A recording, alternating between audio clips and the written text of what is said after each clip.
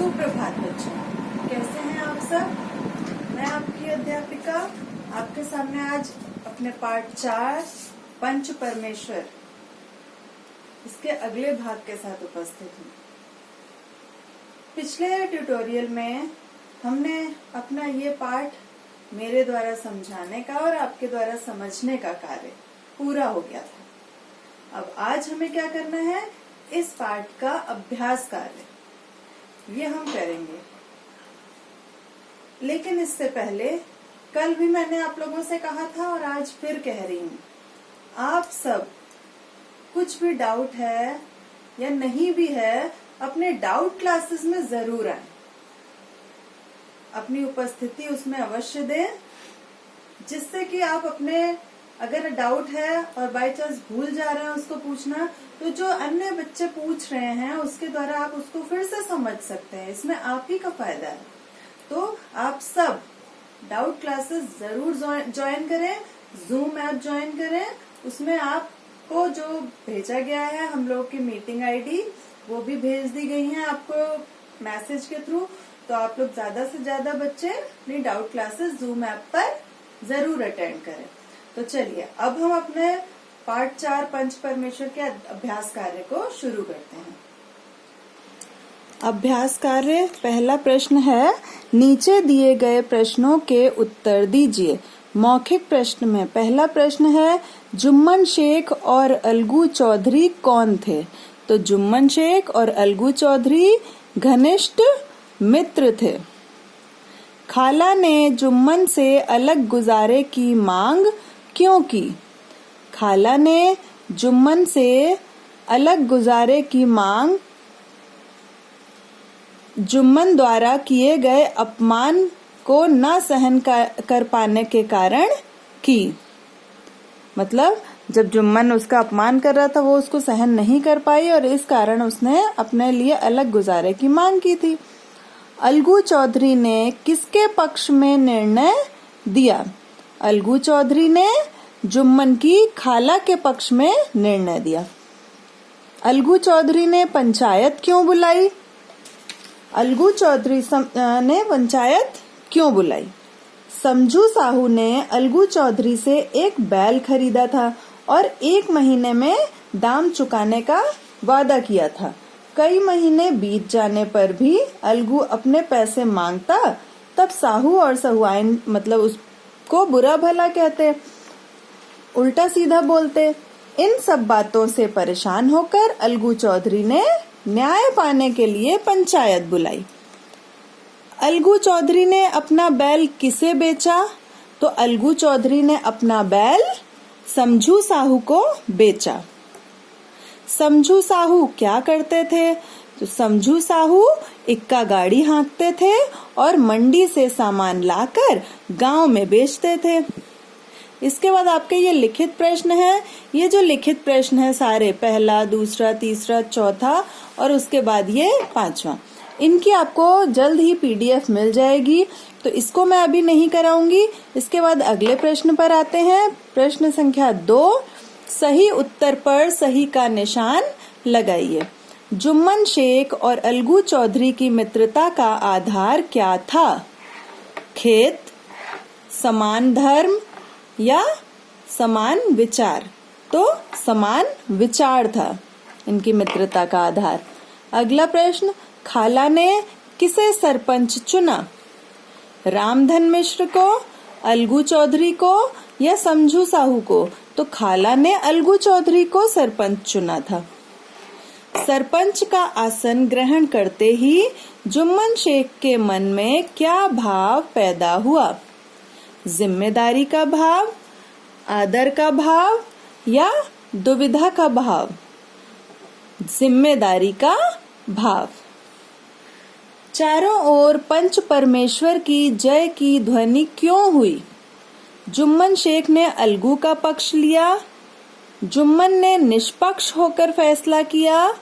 समझू साहू से दुश्मनी निकाली। तो जुम्मन ने निष्पक्ष होकर फैसला किया था, वो सत्य की तरफ था। तो ये आंसर आपका सही है। किसने कहा। अब नीचे कुछ वाक्य दिए गए हैं, किसी के द्वारा कहे गए कथन, अब वो किसने कहे हैं ये बताना है। फैसला हो जाए, मुझे भी यह रात दिन की खटपट पसंद नहीं। ये किसने कहा था? जुम्मन शेख ने। और किससे कहा था? अपनी खाला से कहा था। नहीं मुझे क्या उज्र होगा, ये किसने कहा था? अलगू चौधरी ने। जब समझू साहू ने जुम्मन शेख को सरपंच नियुक्त करने के लिए कहा था, तब अलगू चौधरी ने ये बात कही थी कि नहीं मुझे क्या उज्र होगा।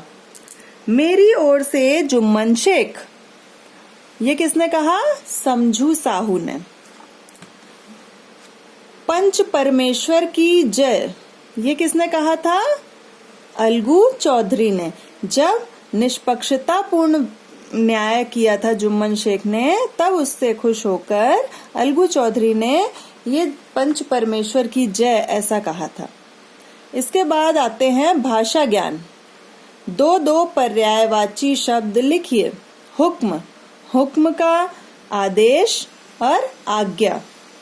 शत्रु, रिपु, वैरी। गांव, ग्राम, देहात। तलवार, असी, कृपाण। कपड़ा, वस्त्र, चीर। लता, बेल, आरोही। ऊपर की ओर बढ़ती है ना लता, इसलिए उसे हम आरोही भी कहते हैं। विलोम शब्द लिखिए। कठिन, सरल। मित्रता, शत्रुता। नित्य, अनित्य। औचित्य, अनौचित्य। निर्दयता, दयालुता। कुटिलता, उदारता। संचित, वितरित। संचित करना मीन्स इकट्ठा करना कोई चीज, वितरित करना मीन्स बांटना। विरल, अविरल। प्रश्न संख्या 3। नीचे दिए अनेक शब्दों के लिए एक शब्द लिखिए। पहला है जिसका निर्णय ना हुआ हो, अनिर्णित। जो किसी का पक्ष ना ले, निष्पक्ष। जो कहा न जा सके, अनिर्वचनीय। अनुकरण के योग्य, अनुकरणीय। अवसर के अनुसार बदलने वाला, अवसरवादी। जो किसी का पक्ष ले, पक्षपाती। अब चौथा है नीचे दिए शब्दों की संधि कीजिए।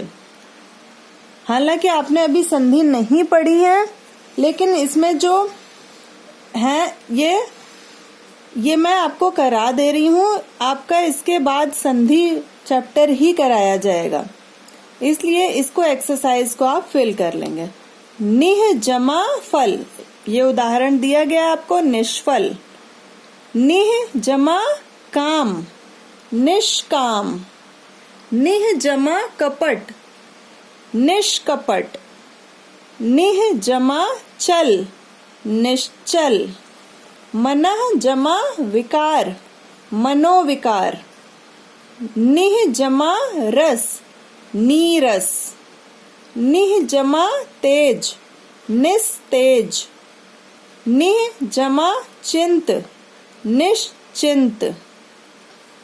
अगला प्रश्न है नीचे दिए मुहावरों का अर्थ लिखकर वाक्यों में प्रयोग कीजिए। ये आपके 6 मुहावरे हैं, 4 पेज संख्या 36 में और 2 पेज संख्या 37 में। ये आप अपने आप करेंगे, ये आपको मैं नहीं कराऊंगी। मुहावरे आप इनका अर्थ ढूंढेंगे और इनके वाक्य प्रयोग करेंगे। इस प्रकार आपका पार्ट 4 पंच परमेश्वर यहाँ पूरा हो गया है। आपका हिंदी साहित्य के 3 पार्ट पूरे हो गए हैं। अब आपको ये अच्छे से प्रिपेयर करने हैं, अच्छे से याद करने हैं। सब अपना ध्यान रखिएगा और डाउट क्लासेस में जरूर आएंगे आप सब। तब तक के लिए धन्यवाद।